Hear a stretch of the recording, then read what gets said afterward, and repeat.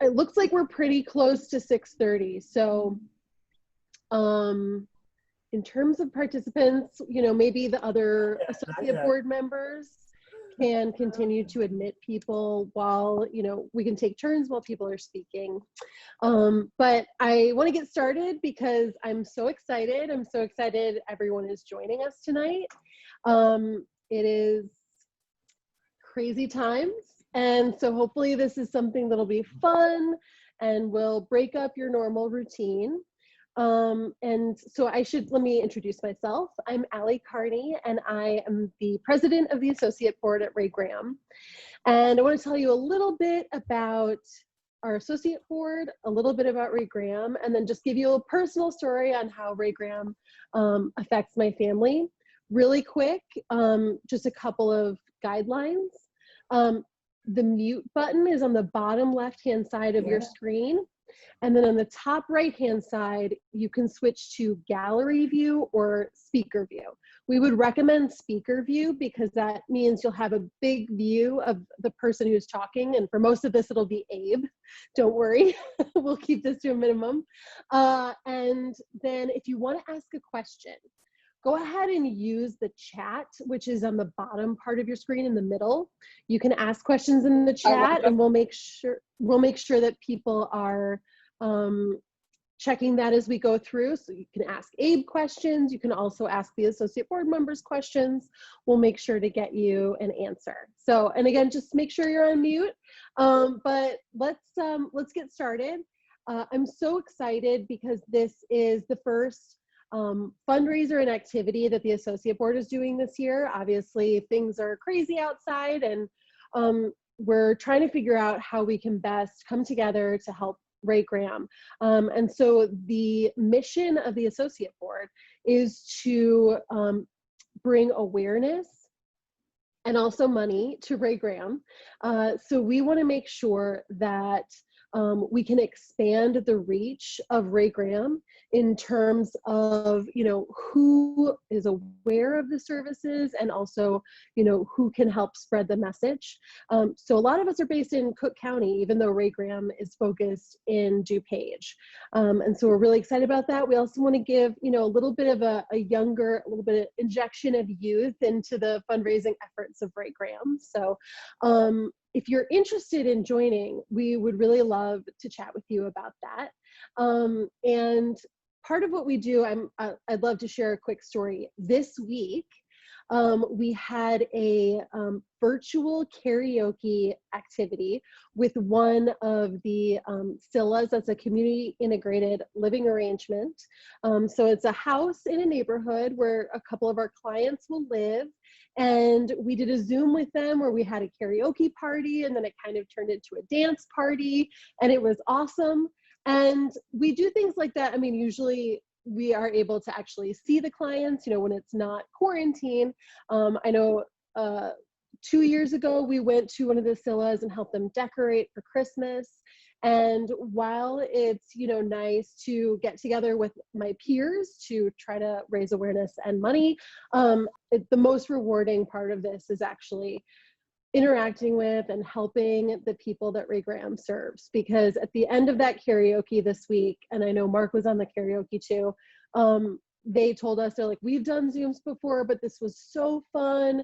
And we're so glad that we got to do it as a highlight of our week. It's always such a great time for them. And that is just, it was a great time for me then too, just because I knew that they were having a great time. So kind of gives you that perspective and also the opportunity to really give back in like a tangible way.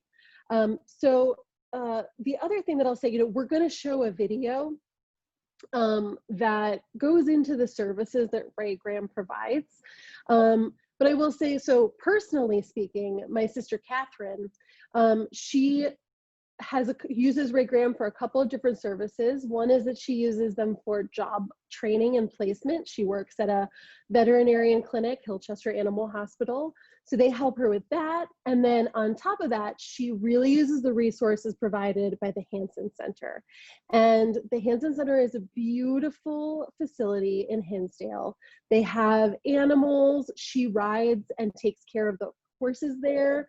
They also have a larger facility where they have social time. They have Halloween parties and other ways for everyone to get together. So it's a real lifeline for her socially, and just another way for her to tap into something she really loves, which is animals. So there's so many great things that Ray Graham does. I know that that's just, you know, what someone in my family uses, and I'd love for you guys to learn a little bit more about it. So we're going to show a quick video right now, and you guys can see a little bit more.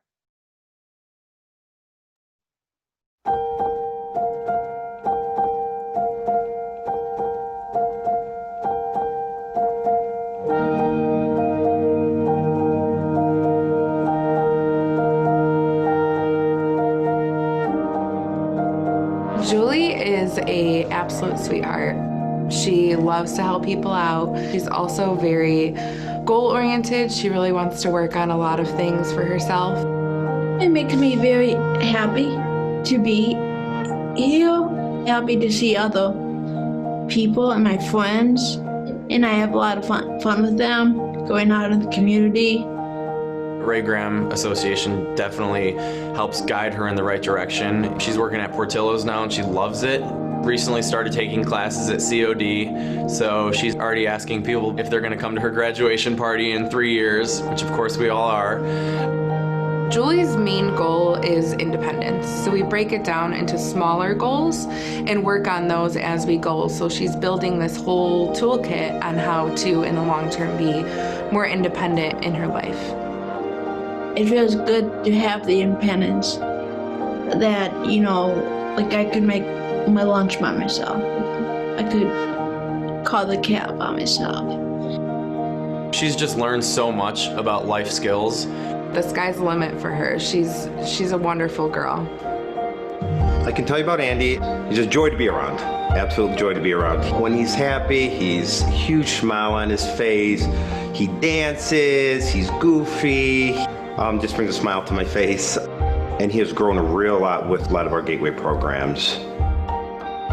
Andy feels safe and secure at Ray Graham because he has stability. He has a sanctuary where he can come to each day, where he is respected. They work with him and our family as a whole to meet Andrew's, not just his needs, but his interests and his goals. Most especially someone with special needs, it's vital to them to know that they have that safe environment that they will be in. And he just loves life. I mean, he gets up every day looking forward to the day. It is absolutely a second family, and we felt that way from day one, and that's almost 30 years ago. Danny's 9 years old. He was diagnosed with hypoplastic left heart. He's had 3 heart surgeries, 2 hip surgeries, a jejunal bowel obstruction, and a cleft palate repaired. When Danny started coming to the therapeutic horsemanship program, he was not very strong. We would bring him here in a wheelchair. He was extremely nervous. Within, I'd say, 2 lessons, the 3rd lesson, he was at the ramp, put his hat on, ready to go. Loved it, loved it, loved it. And now he is walking on his own. Right? Walking and dancing on his own. It gives them so much self-esteem, physically, mentally, and emotionally. It just helped him tremendously.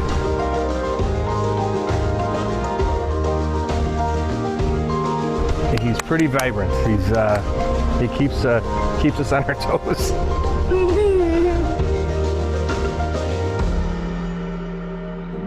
It's really comforting knowing that the staff there cares so much about Julie. I feel very confident in Ray Graham. They are always thinking ahead. I believe we will all move forward together, and I'm certain Andrew will benefit from that. It's interesting to see them blossom into this empowered, self-confident person. I just love that.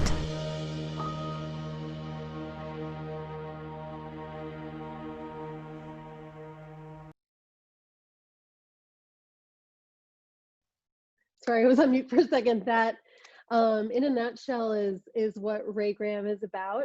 You can definitely see more information on the website, raygraham.org. I'm going to throw it to my brother Dylan, who is also on the Ray Graham Associate Board. I know they have some spotty internet, so hopefully they'll be able to do their intro. Go ahead, Dylan and Tiffany, if you want to take it away.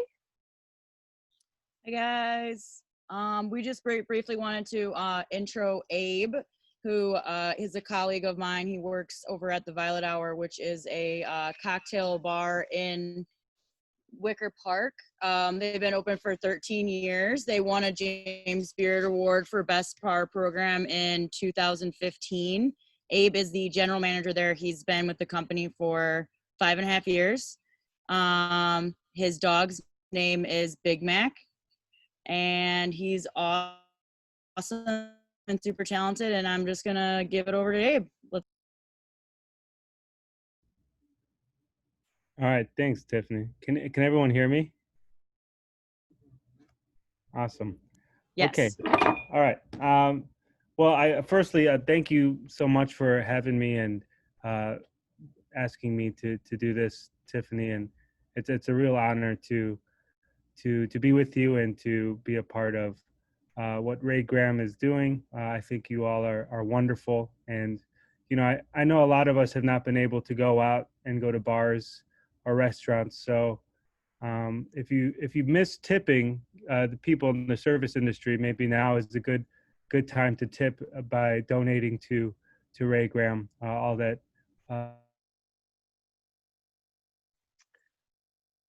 Oh, Abe, you just got muted. So hold on. Let me see if I can unmute you. There you go. Did I mute myself? I don't think I did. I hope not. Okay. All right. I'm sorry. Okay. So we are going to start by making the old fashioned together. I believe everyone has a couple of the things handy to make this drink. Before we get into making the old fashioned and talking about that drink a little bit, I'm going to talk about a little bit of history, a little bit of technique, and what have you. If I'm boring you and if I'm talking too much, please in the chat in all caps just say, Abe, please shut the you know what up, because I will stop. I tend to blab maybe a little too much. If you do want to sip on some whiskey while I'm talking, you know, that might be a great idea. So the old-fashioned cocktail is one of the most beloved cocktails known to modern cocktail movement. Last year I did a count of our most popular cocktails here at the Violet Hour. The Old Fashioned was the most popular. Even though we have all these new trends and spirits that come through, it's still the Old Fashioned. We made over 8,000 Old Fashions for regular service in 2019, which for us is a lot. So people love it. It is really the quintessential cocktail. And by that definition, nowadays anything with booze in it is a cocktail. And if that's the definition, my first cocktail was probably at the age of 17 in the parking lot of 7-Eleven, the red Slurpee and a little Captain Morgan. And that was my first cocktail, which is, there's a time and a place, and it's not that bad. But a cocktail originally was something described in the United States, something to be proud about. In 1803, we get this idea of the cocktail. And we're still now a little bit like this, but very much at that time, a post-Puritan kind of country. It was not seen as very apropos to have a stiff drink at the end of a working day. So instead of, hey, I'm going to have a mostly booze beverage at the end of my day, I'm going to have a cocktail. A term borrowed from medicine, most likely, a conglomeration of medicinal elements put together, meant to cure what ails you. So in 1806, we first get the recipe of what a cocktail is, and it is as follows: booze of your choosing, sugar, bitters, and water. Okay? Booze of your choosing, sugar, bitters, and water. All right? Now, turn of that century, we're talking the 18th going into the 19th century, Americans very much had a taste for rum. In New England, Boston alone during the middle of the 18th century had over 500 rum distilleries. Rum and sugar was our biggest import exporter, and rum was our biggest product for a long time. But a couple things happened in that century. There was the Molasses Act, the Sugar Act, taxation without representation, and then because of that, a general FU to Great Britain. So rum kind of went out of fashion. It was not seen as very patriotic to still enjoy rum. They say the Boston Tea Party, what they really were rebelling against was all the heavy taxation on rum, but no one's going to throw barrels of rum into the Boston Harbor. So instead, they threw the tea into the ocean because it's more British, and they drank the rum, right? So Americans started making their own spirits. People in the Jersey area started making apple brandy, still doing it today. We had pear and peach brandies down south. And what was gaining traction was basically moonshine from the Scotch-Irish farmers who brought a lot of their distillation techniques over with them. From the surplus grain after harvest out east, it was primarily rye was the grain. So you have this harsh sort of vodka made from rye. And then out west, in what was then Virginia territory, Thomas Jefferson was like, hey, go plant 100 acres of corn out into this new acquired land of Virginia, and the land is yours. So all these people trying to reinvent themselves started planting a bunch of corn. Surplus grain, started making some hooch from it. You had this really harsh corn moonshine. It's called White Dog. You can still purchase it now today. Good stuff. Sort of tastes like Gem Clear and oatmeal. It's been sitting in there for a little bit. So anyway, cocktail, right? You sit down, you had a long day. You need your medicine. These were kind of like at the little bodegas, at the little towns, drugstores where you get a little bit of everything. They had these little parlors that they would set up. Order your medicine. The barkeep or whoever owned the place or who was working there would say, what spirit are you drinking? Okay, you're drinking that moonshine stuff. Put up a bottle of booze, a glass, a little bit of water, some gum syrup, and it was a DIY situation. You put everything together in the proportions to your own liking.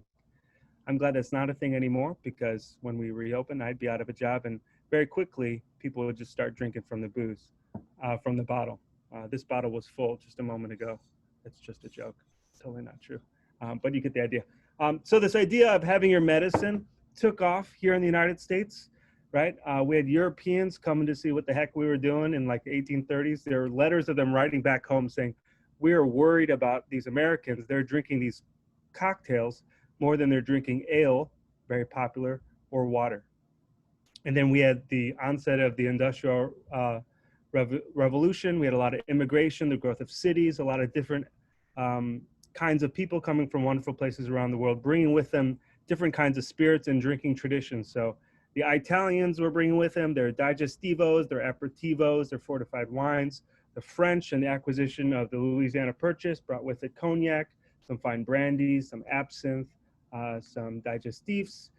We had cream and we had eggs making their way into cocktails. We had different bar tools, different glassware. Cocktail bars became a thing. In the 1850s, every street corner, every major hotel, and every major city in town had their own cocktail bar and their own style of cocktails. Sort of this golden era, it's described as, you think cocktails are popular now, it was everywhere during that time. To give you an idea of how over-the-top cocktails were, there's this guy named Jerry Thomas, sort of the original Dos Equis guy, the most interesting man in the world. He traveled the world in search of cocktails and recipes, wrote the first bar manual that we know of. But one of the things this guy wanted to do with his life was travel the world in a hot air balloon. And the only thing he wanted to bring with him was a knife he forged himself in case the balloon popped over the ocean so he could fight off sharks out at sea. That's how this guy's brain worked. Very interesting. So he's described as a dandy, always was smiling, huge mustache, some ironic tattoos and suspenders, like very, very hipster, right? Diamond and gold rings on all of his fingers. And was so familiar while he bartended, he would just grab bottles and glass and do these long pours called pouring ribbons, right? Smiling at his guests. And while he was mixing up his fantastic drinks, 2 white mice would travel up and down his arms as his pets. Now, if you live in Chicago, that doesn't sound really great, but you know, maybe Cinderella, little helpers. Hope they weren't Chicago-like mice, but you get the idea, right? super over the top frou-frou cocktails were huge. Then some real stuff went down in the U.S. The Civil War, right? A lot of things came to a halt and sort of changed the country completely.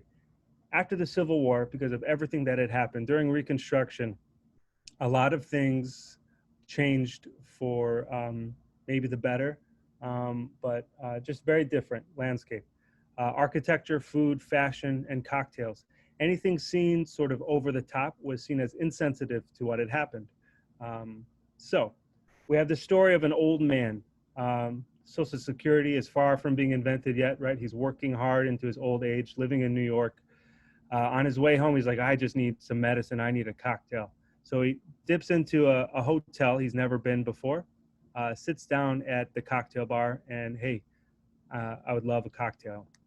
So the bartender, with a couple tiers of mustaches, started going through the different nuances of the cocktail ingredients, why this one is green, why this one has a parasol in it, why this one comes at you on fire, really just going through how these different drinks.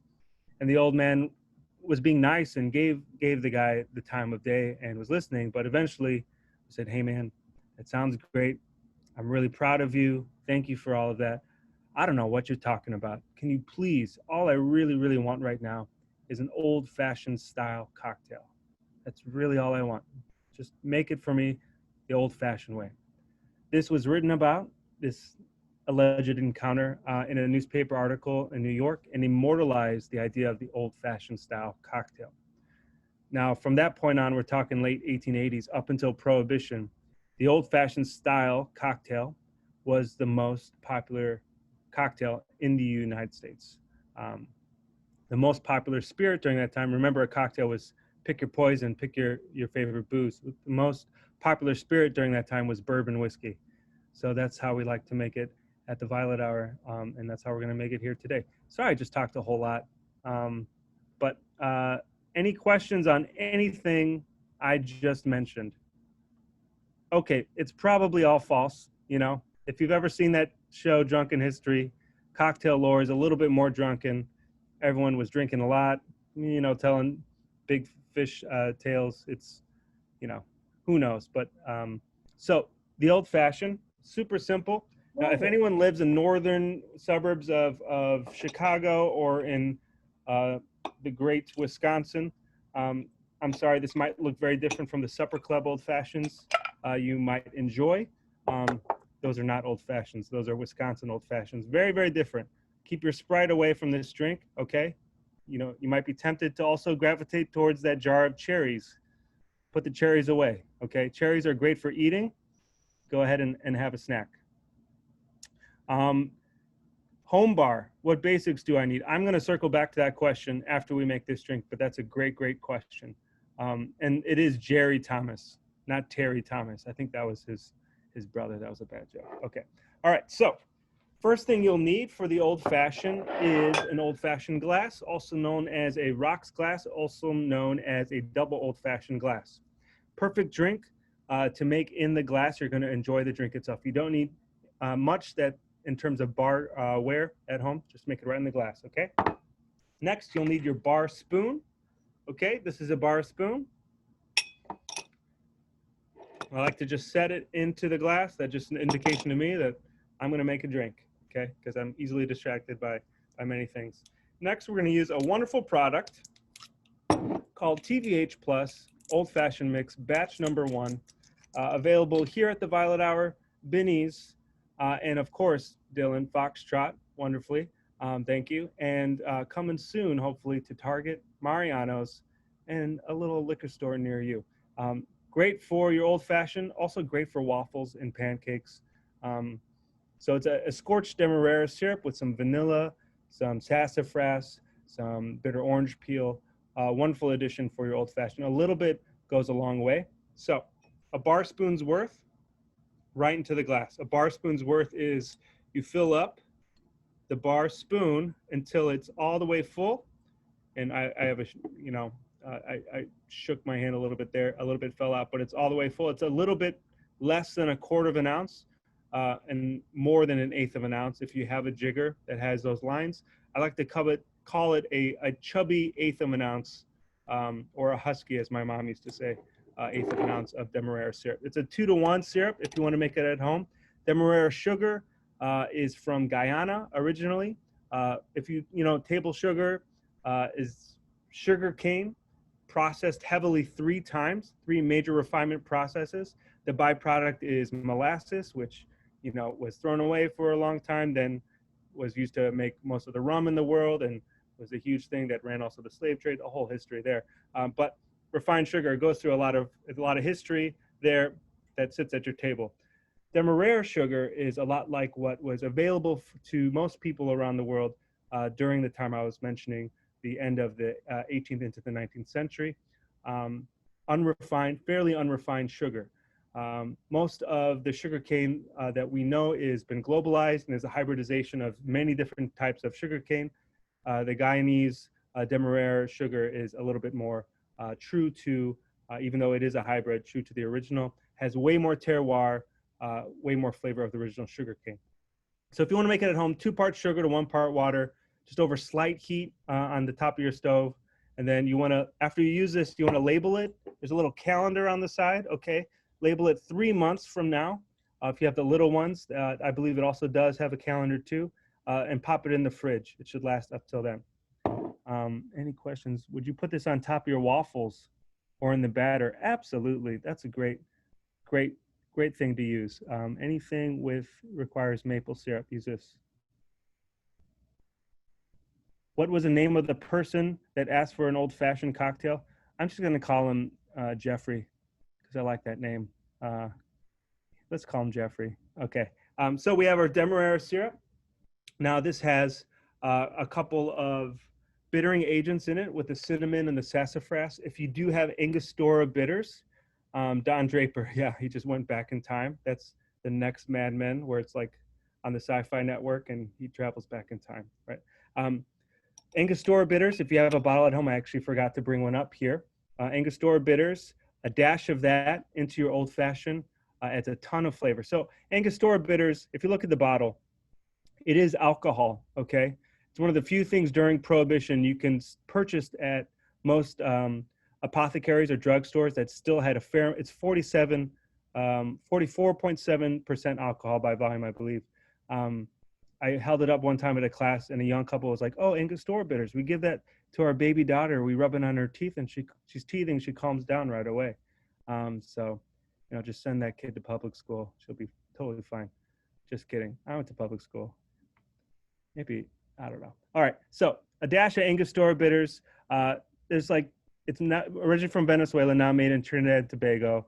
Only 5 people in the world know exactly what goes into it, and they can't be in the same room at once kind of thing, right?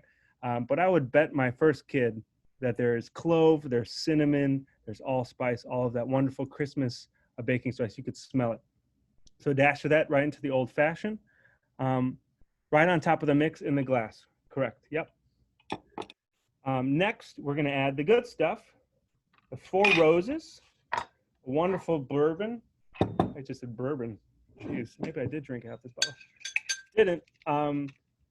It's one of the few bourbons from Kentucky that actually lists all of the mash bills and the yeast strains and the proportions of the mash bills, and they make them public. And they combine different yeast strains and different mash bills to make their different bourbons. Really, really cool and transparent company that's been along forever.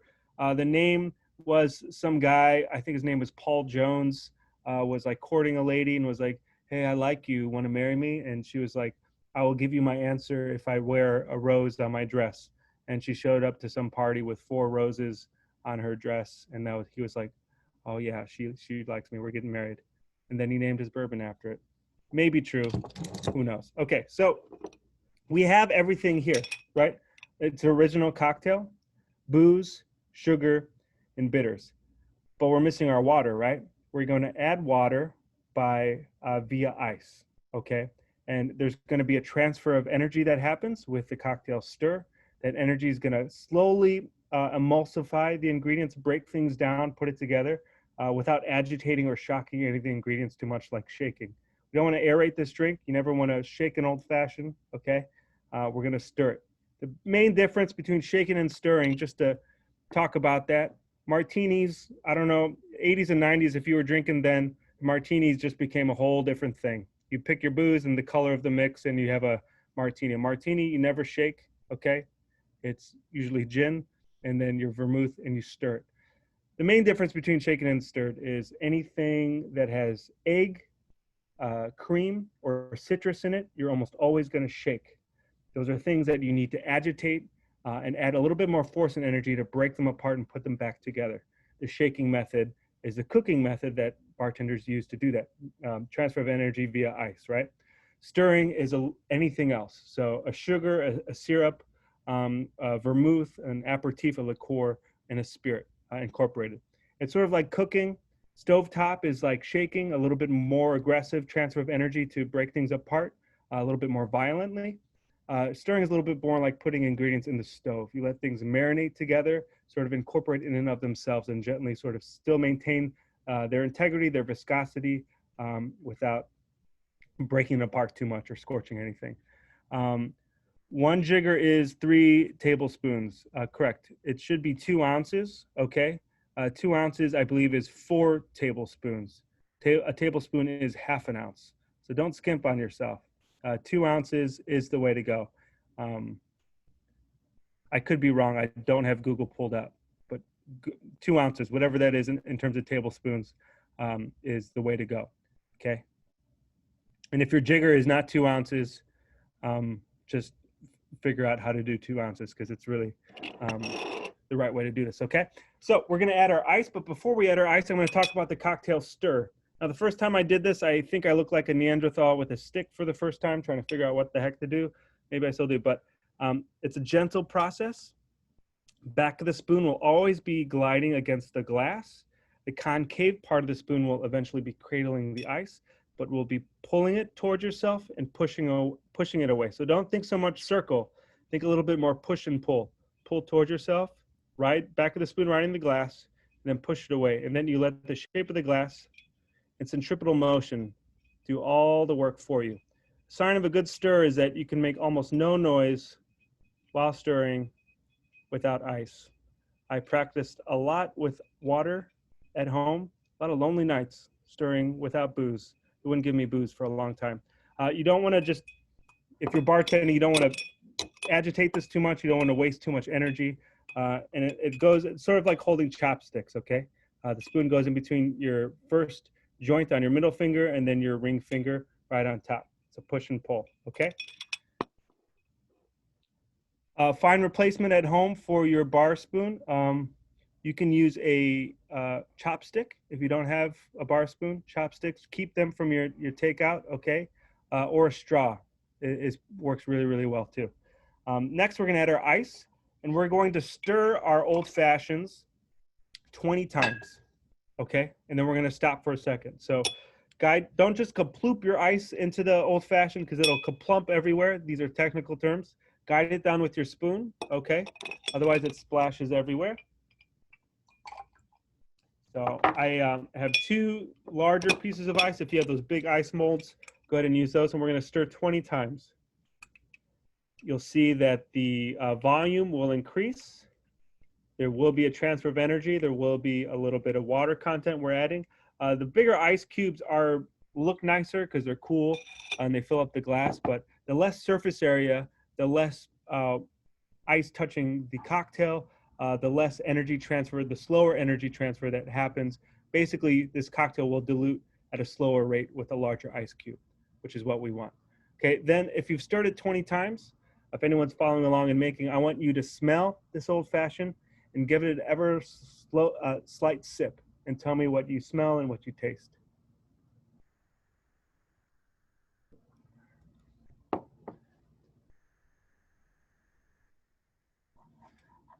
Delicious. It is delicious. Cheers. Yeah. So we have one last ingredient to add to this cocktail. A lot of people will add a cherry, right? Again, cherries are great for eating. Kind of came from a period in Prohibition where the booze we got, especially the whiskey, was really horrible. The only whiskey we could get away with making, you couldn't really make it. It's like, hey, if you don't have a bakery, you're either making beer or you're making whiskey with that smell, right? So the only whiskey we got was from Canada. So there was that, it was from Canada. And two, there's no regulation, right? Booze tasted really harsh. Booze in general drinking in America during Prohibition was actually so bad, okay? I know gangsters and bootleggers seem really cool. People are going blind, partial facial paralysis. It was not great, okay? So actually vacationing doubled during Prohibition because booze was really harsh. But if you had to stay here and drink, to mask the harshness of the booze, they threw things like cherry, flavored seltzer, oranges, what have you. They threw it in there to mask the harsh flavor of the alcohol because they didn't, after distilling in someone's basement or whatever, they didn't run the tails or the heads off the distillate, a whole thing there, right? So, but anyway, keep your cherries and oranges away. We're going to use a swath of lemon juice. Oranges are fine as a garnish, but oranges tend to be sort of like the Karen for cocktails. Sort of don't like to listen to anybody else, a little bit over the top, and doesn't really get along, and a little bit too much, right? You better like Karen because that's all you're going to get with an orange. Lemons are a little bit more subtle, really slight, really great, like a supporting actor, actress in a movie. Killer job, and then gets out of there. What we're trying to do is extract the oil from the little pores in the citrus swath, right? Just use a wide peeler or a vegetable peeler if you've got it at home with a lemon. And number one thing with this, when it comes to cocktails, right? There's a joke here, but I'm not going to go there. Don't rub the rim of the glass, okay? Just don't do that. I know a lot of bartenders do that. It's wrong. Stop it, okay? If you ever lick a lemon, try it. It'll numb your tongue and your lips, okay? As like the numbing effect of biting into a spicy underripe pepper ruins the palate and the drinking experience.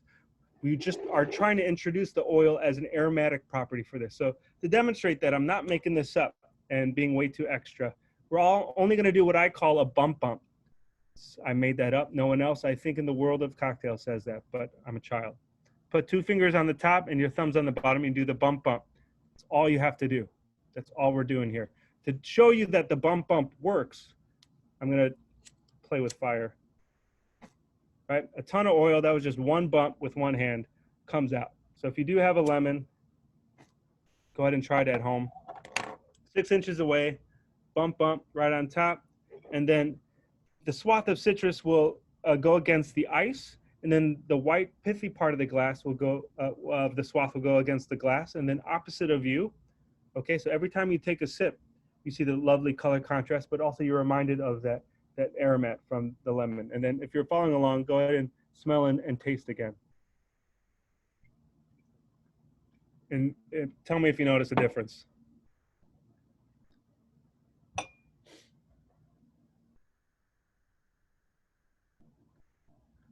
Maybe not. Maybe all the booze is gone. Maybe I made that up. But definitely brightens it up, right? This is very much a spirit-forward cocktail, as they say.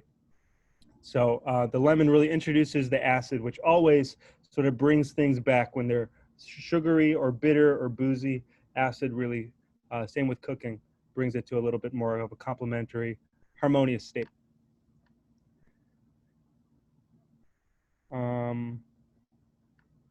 Yeah, if any producers here want a TV show, why not? I could retire or something. I don't know. So the old fashioned, we had it stirred around 20 times. This is a perfect example of a cocktail that's cooked and made for the occasion, right? I like to think of stirred cocktails sitting on ice, sort of like flowers opening up, right? Sort of dumb, but makes sense to me. This cocktail at 20 stirs has begun to open up. Things are blended together. It's still pretty aggressively spirit forward. It's only an 80 proof bourbon, so 20 is actually really not, it may be a little bit more like this. But as this cocktail sits on ice, it's going to continue to slow cook. So if you like want to sit down, Netflix and chill, enjoy an old fashioned for maybe 30 minutes, this cocktail will not get watered down, will not go bad if you stir just 20 times. A lot of people on first dates, they start fidgeting with the swath and they're twirling it around. Don't do that. You're going to water it down some more. Just let it sit, do its thing. It's going to continue to open up and be really, really blossom and be wonderful. you're also going to change as you drink this cocktail more, which is a whole cool thing. But if you're somebody who really just needs an old fashioned, it's been a long day, stir it maybe about 35 times. If you eventually have to go to the in-laws house one day, definitely stir it around 35 times down an old fashioned. You'll be good to go.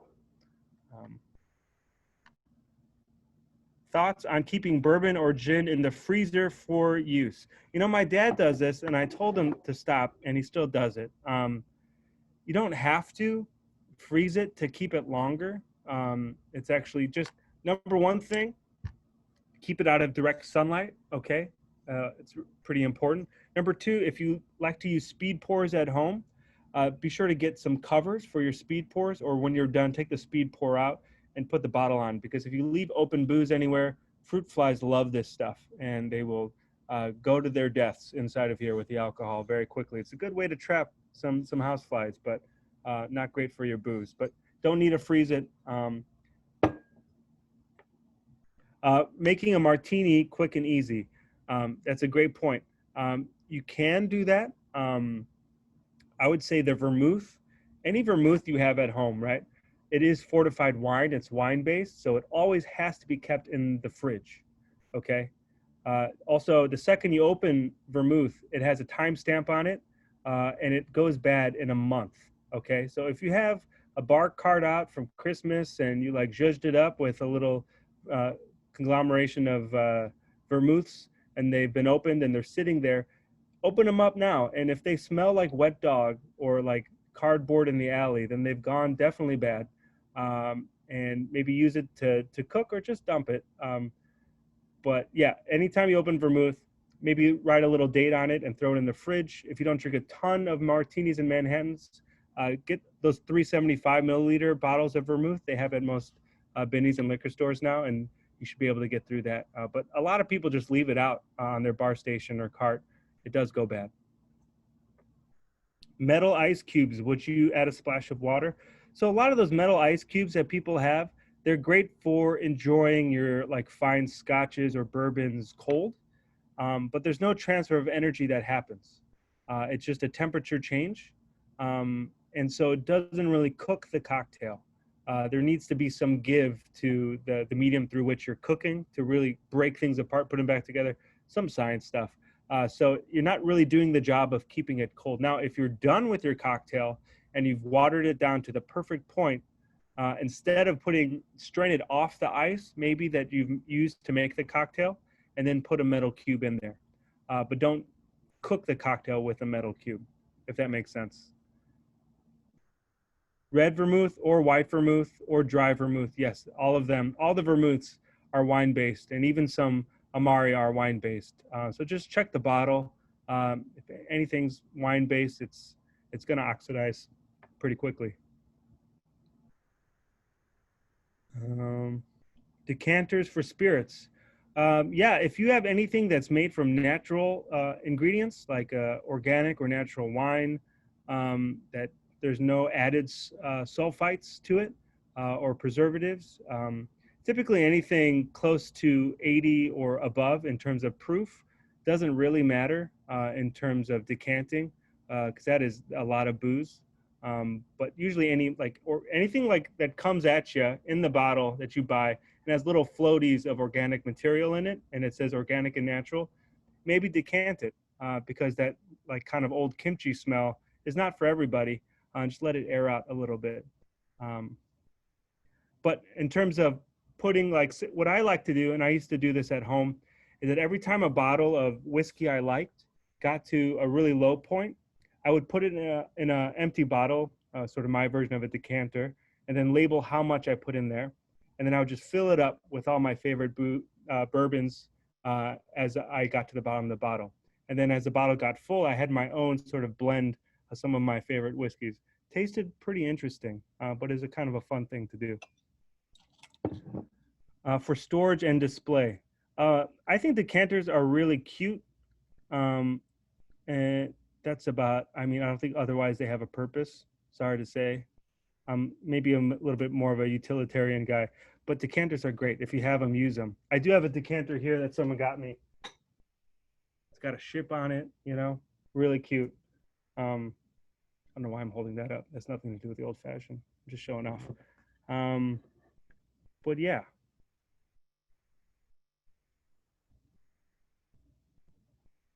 Any other questions? I'm trying to read through these comments. If I missed anything. Anybody hate this drink? Anybody like, this is not my old fashioned? Screw you, Abe, and everything. This is wrong. Anybody? Okay, good. But also, if this is not, Wisconsin old fashions are great. How long did the Violet Hour start? Can I ask a question? Sure. Hi, I missed the part where you were flaming the lemon. Yes. What was that for? Mostly just to show off, but it was to demonstrate that there is a fair amount of oil that comes out when we're doing this, that you don't need to rub the rim of the glass to extract that oil. All you have to do is go like this. And so the flame was just to demonstrate that there is some flammable acidity and oil coming out. And it was yellow side or white side to the edge of the glass? Yellow side will touch the ice, okay? The pithy white side will touch the glass. So the idea is every time you get your, as my grandpa would say, your skabanchka in there, you get more of that citrus oil. The lemon, I just think, is a brilliant touch. It really made the drink for me. Thank you very much for doing it. Loved it. Of course. Yeah. What? I know, let's maybe make sure to remute once you're off mute, but then I know a couple of people, Abe, were asking about the lemon rind and how you made it. How did you make the little piece of lemon? Sure. So grab your lemon, and if you have one of these Y peelers, I really recommend them for your, potatoes, what have you. I think everyone's got one of these, right? But when you do it, please be careful. We've sent full disclosure. Some Let's people make sure we're on mute. Go straight down. So don't do that. Be careful. Pull away from your wrist. Okay, and then just dig down like so. That creates all that. Okay, and then you have your swath. Hey, Abe, how about Kentucky bourbons versus others? Why Four Roses versus something else? Sure. Good question. So before COVID, when we first opened up, there were 16 whiskey distilleries in the United States. In 2007, we first opened up, right? All of them were in Kentucky, in or around Kentucky. Since we've been open, last time I asked Alexa, which was, I think, in February, there were 1,300 and counting bourbon distilleries in the United States, one in every 50 state of our 50 states. So Kentucky bourbons, many of them have been doing it into the 19th and even into the 18th centuries. They've been doing it for a long time, or at least they're marketing that as such. There's a lot of BS in the marketing of whiskeys, but there is a lot of practice that has gone into making bourbons and whiskeys in Kentucky, and the climate is very different from many places in the world. As we all know, probably being in the Midwest, but in Kentucky, especially down there, super hot summers and super cold winters, right? And so the volatile environment, as the whiskey, which is clear moonshine from the still, sits in the charred white oak barrels, which are porous, there's a movement that happens. There's a daily motion of it going in and out of the wood, and then there's a seasonal motion, which is a little bit more aggressive. So if you cut the rings of the staves of the barrels, they're like tree rings. And you can see the summer sort of movement, and then you see the winter movement, and you see the daily movement of the whiskey. So if you went to Scotland, real boring, sort of like the weather. It's just one thing all the time, because it's like 1 degree overcast and just, play your bagpipe kind of situation over there. So Kentucky is sort of like this really nice place where you get an aggressive amount of the tannins and the charred flavor, which does a lot to the distillate. It's sort of this magical land of where limestone and corn and wonderful things happen. So, and that on top of the practice of doing it right with the master distillers there, sort of sets it apart. But I've had a lot of lovely bourbons from elsewhere. So it's sort of like a taste and try all the whiskey and see what you like. Some of my favorite whiskeys, I've got to try some of the most expensive stuff in the world. Old Granddad Bottled and Bond is like my favorite. So that's who I am. Thank you. Yeah. Demonstrate the stir again. Okay. Yeah. So hold it sort of like at least how I hold a chopstick, between your middle finger, first joint, and your ring finger. Back of the spoon, cradling, touching the inside of the glass always, right? And then you pull towards yourself and you push it away. I'll show you more of my hand this time. And my mom's a occupational hand therapist. She always says, don't bend your wrist, keep it straight. Also, it's a weird waste of energy if you do it that way. Pull towards yourself, push away. And you let the shape of the glass in centripetal motion do all the work for you, okay? Take some practice, but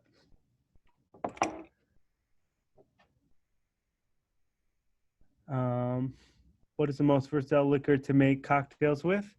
Campari is wonderful, okay? I know Campari is sort of like cilantro for some people. People are like, ew, that's too bitter, not for me. Make a spritz out of Campari. It's great, okay? Especially if you're using something like a Prosecco, dries it out a little bit. A shaken bourbon drink, put a little honey syrup in there, or another Amaro and some bourbon. Campari is fantastic. Make a Negroni, make a Boulevardier, make a Mezcal Negroni. Campari is a wonderful, versatile spirit that I think everybody should have in their home bar. Grab a good gin or an affordable gin that stands up well in cocktails to cocktail with. Beefeater London Dry is fantastic for making cocktails with. I don't rep any spirits, major brands yet, but so I have no stake in anything, but Beefeater is great. Brandy versus bourbon. Yeah, that's the major difference. My fiance's grandpa is in Minocqua, Wisconsin, and his old fashions, literally, I don't even know. I don't recognize any of the brands. It's the cheapest thing from Walmart that, I don't know. Tastes good, but it's like 7-Up and the weird red cherries, and it's a little different. Sure.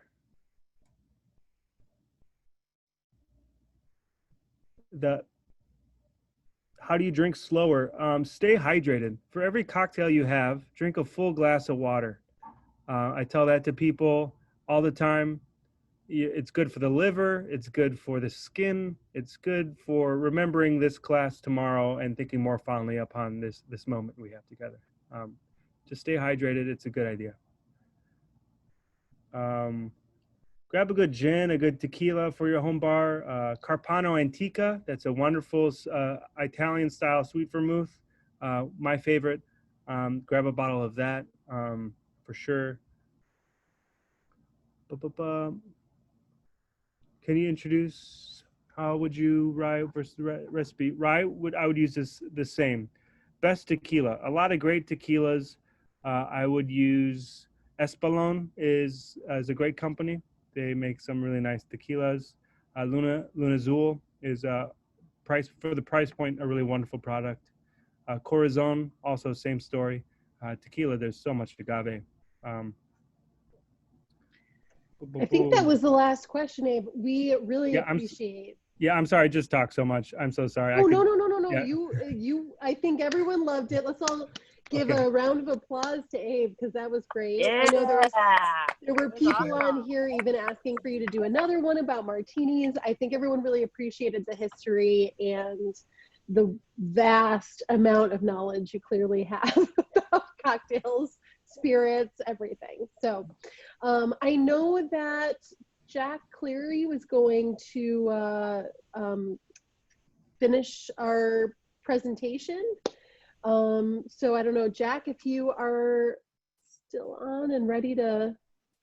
Yeah. Yeah, there we go. And happy birthday. Yeah, Mikey's Thank you. 31st tomorrow. Big day. Yeah. No, so we'll finish it off. I think, we just want to talk a little bit about how to join the associate board. For those that, are very close to RGA, and I know a lot of you are on the phone, like if you can pass it along to people you might know, or, just a younger group, and try to grow the associate board a little bit, and help, drive awareness of RGA among a group that may not be directly associated. That's really our goal here. Mike is going to talk a little bit about Emily and how RGA has our family specifically has been impacted by RGA and the work that they do. And so we'll talk a little bit about that and then just give more information on how to join up the associate board. Yeah. So Emily, who's on, by the way, I am. So Emily has received a ton of benefits from RGA that she would never have received otherwise. One, kind of the obvious being all the friends she's made. Not only her roommates, which she talks about all the time, but also all the friends that she's made from other RGA houses that she meets at all the programs. And then two, all of the activities that they do. Some big things, I think they went skiing last winter, which I would have never imagined Emily would go skiing. And I think everyone in our family would have loved to have seen that. But outside of that, and I think most importantly for her is the smaller activities. I know Emily loves having anything to look forward to. And I think the day programs that they do provide her that. She calls my family and I all the time. And the first thing she always talks about is, I went to day program today. So I know she loves that. Our family knows she loves that. So I think, that's the most important thing for her is just having those little things to look forward to that Ray Graham provides that she wouldn't have otherwise. And then for our family, I know my parents especially, it provides a lot of opportunity for them. I know, my mom, my dad, if she was at home, it would be, kind of a full-time job for them. But I think what a lot of people don't realize is now that, Emily is with Ray Graham, it's much easier for them to, get out on the weekend, go to dinner, have a long weekend, which I think a lot of people don't realize is it's really hard for a lot of parents to do in those kinds of situations. But Ray Graham provides them the opportunity to do things like that. Yeah, well said. And so I think, as in closing, on our end, we're really trying to grow awareness of Ray Graham beyond, the people that are directly impacted and have seen the benefits of the association. And really, Michael and I and our immediate family we've experienced all of the great events and all of the work that RGA does. And our goal here is to really, spread the word among, our peers and hopefully use our collective networks to help grow and fundraise and also just have great events like this. And I think, we'll share all of the information as far as how to join up. And I think our board is, young, but we have a lot of enthusiasm. We're excited to help raise money and maybe grow this among a group of people that may not be aware of the awesome work that Ray Graham does. So we're pumped to be a part of it. And hopefully, if you guys can pass this along to people that may be interested, we would really appreciate it. And then also, we'll follow up in emails and make sure everyone's aware. And here are all the details there. So we'll pass it back. But thank you, everyone. This is glad everyone was able to join. Abe, thank you for teaching us the ins and outs of the old fashioned. It's a delicious cocktail. Anytime. Thanks for having me. Yes, Awesome. and I may or may not be a little bit tipsy, but I can tell you that, yes, there's some information right here on the screen. You can always go to raygraham.org or RGA associateboard.org as well. So thank you so much for joining us. We really look forward to hearing from you, and maybe we'll do another one of these since it was so popular. So thank you so very, very much. Thank you. Awesome. Thanks, everyone. Thanks, everyone. Look forward. That's great.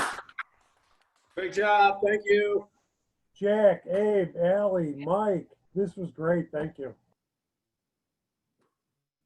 Thank you, Mark. Thank you. Good job, Abe. Thank you. That's a great event. Thank you very much. Abe, it was awesome. Thanks, Abe. Great event. Thank you. Happy drinking. Great. Yeah. The perfect cocktail. I love that.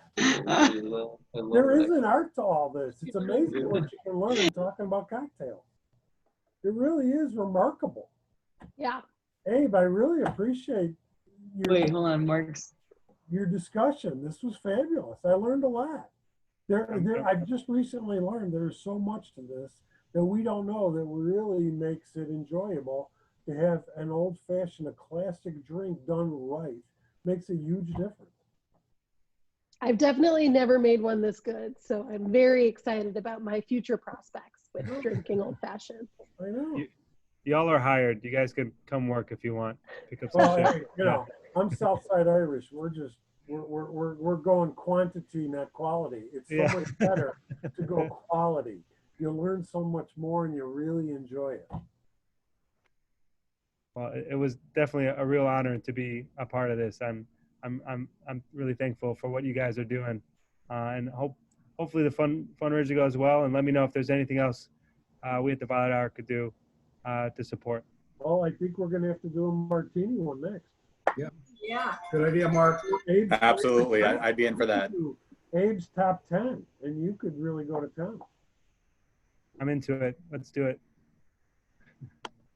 Thank you, guys. Thanks, Abe. Thanks, Abe. Really appreciate it, man. Yeah, of course. Thanks, everybody. We'll talk to you later, we'll dude. see you soon. See ya. Bye-bye. Bye. Bye.